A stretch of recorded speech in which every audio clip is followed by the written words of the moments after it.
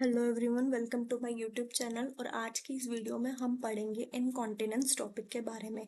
तो जो इनकॉन्टिनेंस होता है, इसका क्या मतलब होता है? इनकॉन्टिनेंस का मतलब होता है unintentional loss of urine is termed as incontinence।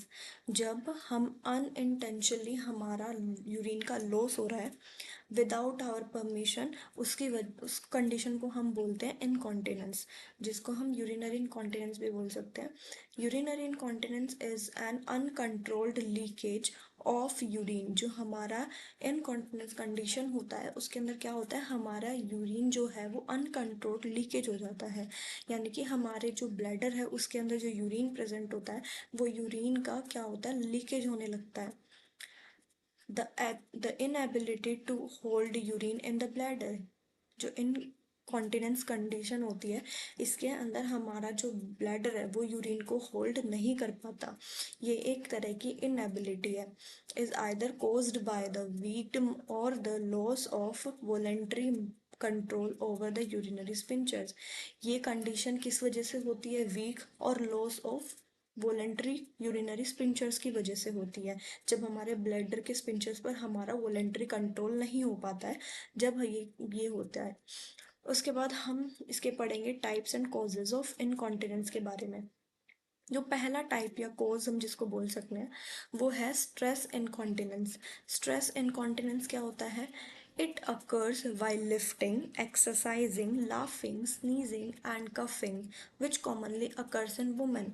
यानी कि मेनली जो स्ट्रेस इनकॉन्टिनेंस है वो सबसे ज़्यादा वुमेन्स में देखा गया है।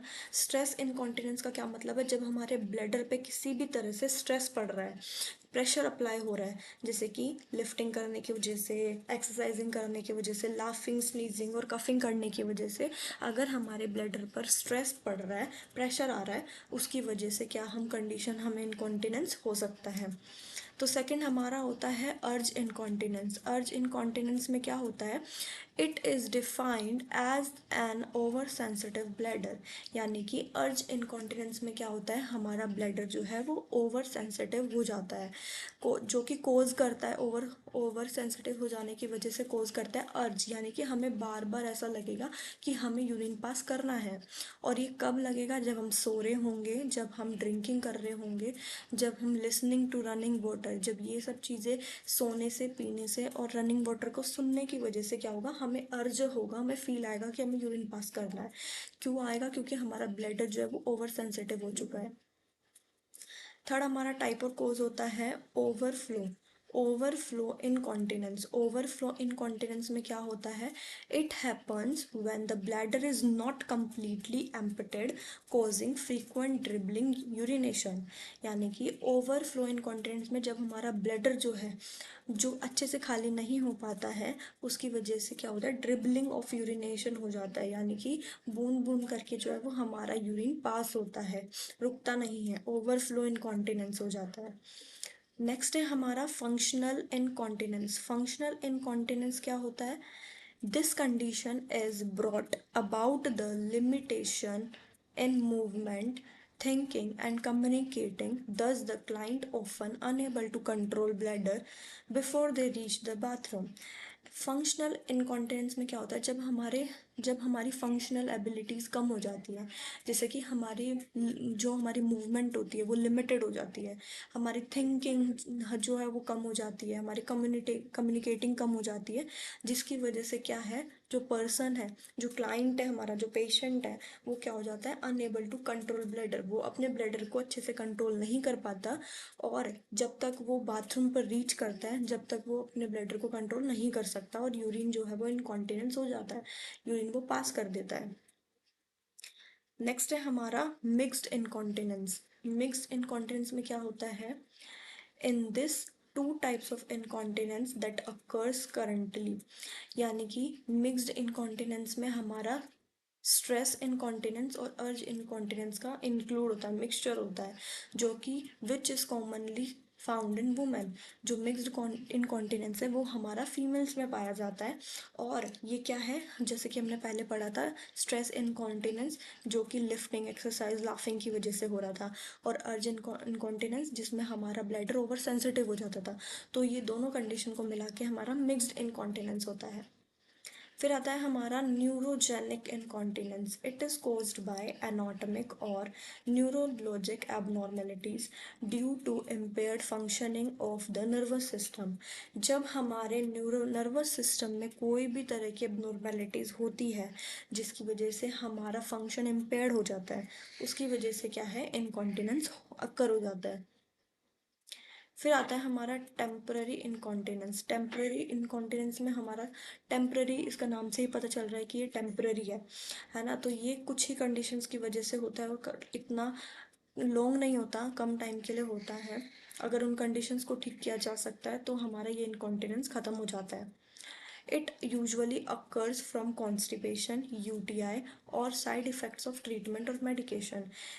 टेम्परेरी इनकॉन्टिनेंस जो है वो कुछ मेडिकेशन हम लेते हैं, कुछ ट्रीटमेंट हम ले रहे हैं तो उसके इफेक्ट की वजह से भी, साइड इफेक्ट की वजह से भी हमें इनकॉन्टिनेंस होता है।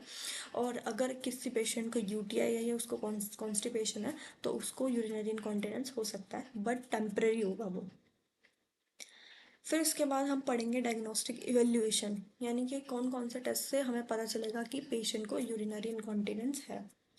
सबसे पहले हम हिस्ट्री लेंगे, age, sex, past medical history including urinary tract infection. हम हिस्ट्री लेंगे कि कहीं पेशेंट को यूटीआई तो नहीं है, कोई पास्ट मेडिकल हिस्ट्री तो नहीं है। फिर उसके बाद फिजिकल एग्जामिनेशन। फिजिकल एग्जामिनेशन में इंक्लूड आएगा, हमें पता चलेगा इंस्पेक्शन करने पे पेरिनल केयर का, एग्जामिनेशन ऑफ वेजाइनल वोल्व करके, और and reproduction. Reproduction main sign है स्ट्रेस इनकॉन्टिनेंस का। फिर हम करेंगे renal function test. Renal function test करेंगे। फिर हम लोग करेंगे यूरिन एनालिसिस, जिसकी वजह से हमें पता चल जाएगा। Next we study about the management of incontinence.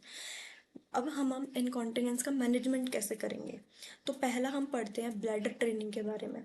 Bladder training helps you stretch out the time between each trip to the bathroom. यानी कि बाथरूम में यूरिन पास करने के लिए जो बाथरूम में जाने का टाइम होगा, उस टाइम को आप कैसे बढ़ा सकते हो, या हम कैसे उस टाइम को हम बढ़ा सकते हैं।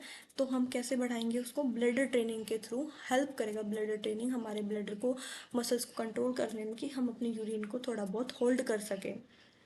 फिर उसके बाद हम लोग पढ़ेंगे maintain maintain a healthy wait.